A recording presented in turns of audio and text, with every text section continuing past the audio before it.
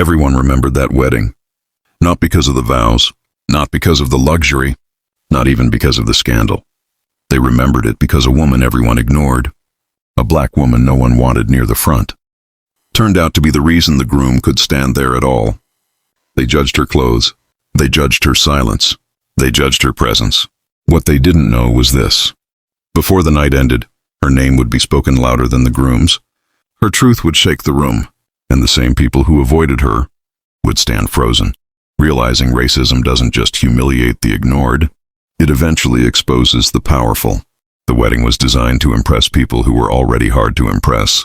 White marble stretched across the seaside venue, gold-trimmed chairs lined up perfectly, and crystal glasses caught the sunlight like they were made to blind anyone who dared look too closely. The guest list was filled with influential names, politicians, executives, investors, families whose wealth traveled through generations. Everything here belonged, except Naomi Brooks. She arrived alone. No cameras followed her. No one greeted her with excitement. When she handed her invitation to the hostess, the smile she received felt practiced and thin. The hostess scanned the card, paused, then scanned it again. "This section is reserved for close guests," she said. Naomi nodded calmly. "I know." There was no argument, no scene. Still, the hostess gestured discreetly toward the last rows, as if directing Naomi away from visibility itself. As Naomi walked, conversation slowed. Eyes followed her, not with curiosity, but with judgment. Some wondered why she was here. Others assumed she wouldn't be for long. She chose a seat near the back and sat down quietly. No one sat beside her. A man 2 rows ahead leaned toward his wife. She must be staff who sat in the wrong place. His wife shook her head. "Staff don't dress like that. Maybe someone's charity invite." Naomi heard them. She always heard them. She had learned early in life that racism didn't always shout. Sometimes it whispered politely while pretending to smile. At the altar, Ethan Caldwell adjusted his suit. Confidence written into every movement. He was everything this room respected, successful, well-connected, admired. When his eyes scanned the crowd, they stopped. Just for a moment, on Naomi. His smile faltered. It was subtle, almost unnoticeable, but it happened. His best man leaned closer. "You good?" Ethan nodded quickly. "Yeah, just nerves." But his heartbeat betrayed him. Naomi wasn't supposed to be just another guest. She was a chapter he had never told anyone about, a chapter that didn't match the story people believed. Behind the curtains, Lila Monroe stared at her reflection. Her dress was flawless, her makeup perfect, but her hands shook slightly. "You're about to marry the man of your dreams," her friend said. Lila forced a smile. She had seen Naomi arrive. She hadn't warned her parents. She hadn't warned anyone. Because Naomi's presence meant questions, and Lila knew this family didn't like questions that disturbed comfort. As guests settled, an older woman approached, Naomi's brow, and pointed sharply to the empty chair beside her. "That seat is reserved," she said. Naomi stood instantly. "I can move." Before she could step away, a child tugged at the woman's arm. "Grandma?" the child asked loudly. Why doesn't anyone want to sit next to her? The question cut through the air.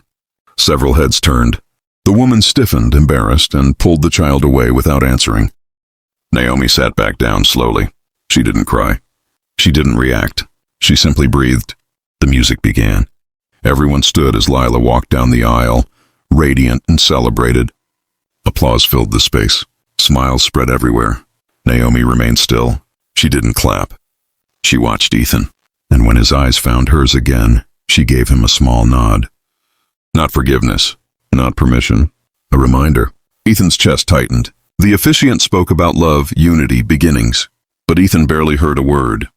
His thoughts raced toward one unavoidable truth. This wedding was built on a version of his life that left Naomi erased, and erased people eventually return. As the officiant paused and prepared to continue, Lila's mother leaned toward her husband and whispered quietly, almost nervously, "Who is that woman? And why do I feel like she doesn't belong at the back?"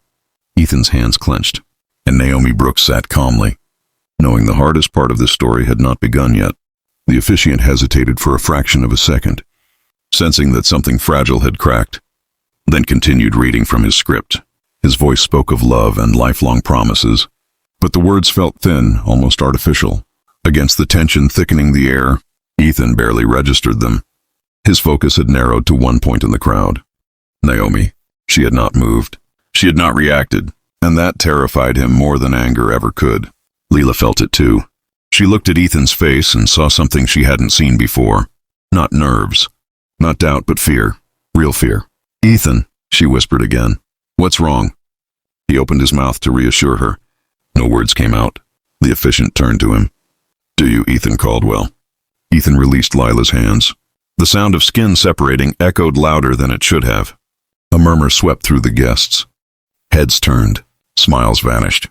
Phones were subtly lowered, unsure whether this moment was meant to be captured or forgotten. "I need a moment," Ethan said. The officiant blinked. "Sir, this is—" "I know exactly where I am," Ethan interrupted, his voice firm now. "And that's why I need to speak." Lila's heart began to race. "Ethan, you're scaring me."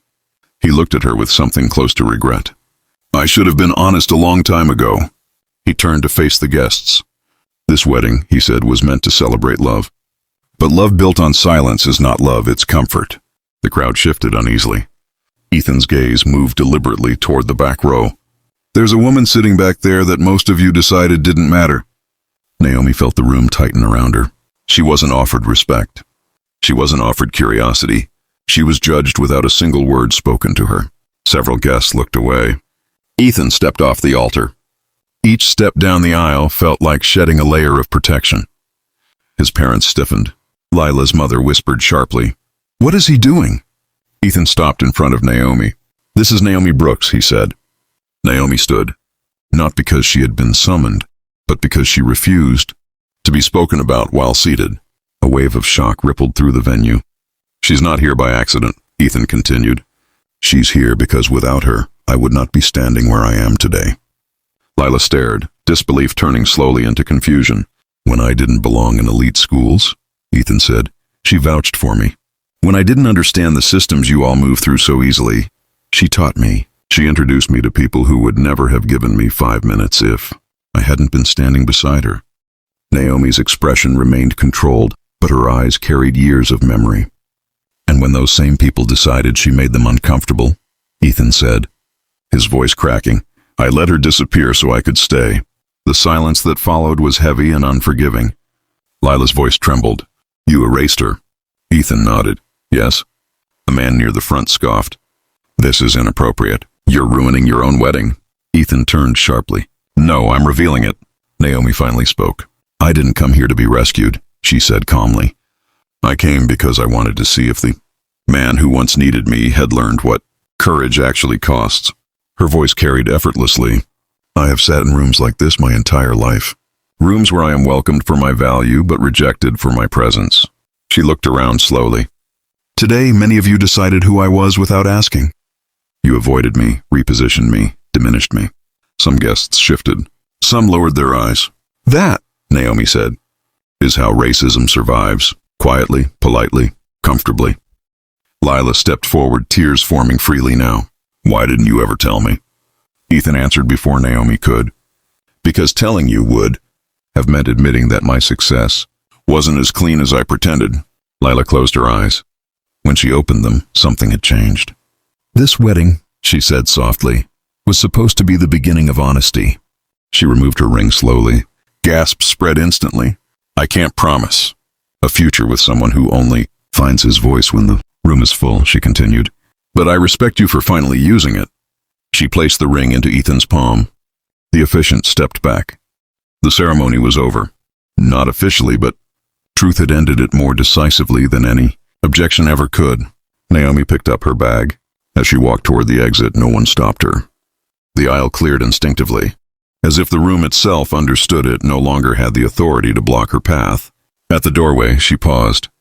"You didn't avoid me because you didn't see me," she said quietly. "You avoided me because seeing me would have required you to change." She opened the door. Sunlight and ocean air rushed in. Naomi Brooks walked out, not humiliated, not broken, but complete. Behind her, a wedding stood dismantled, not by anger, by truth.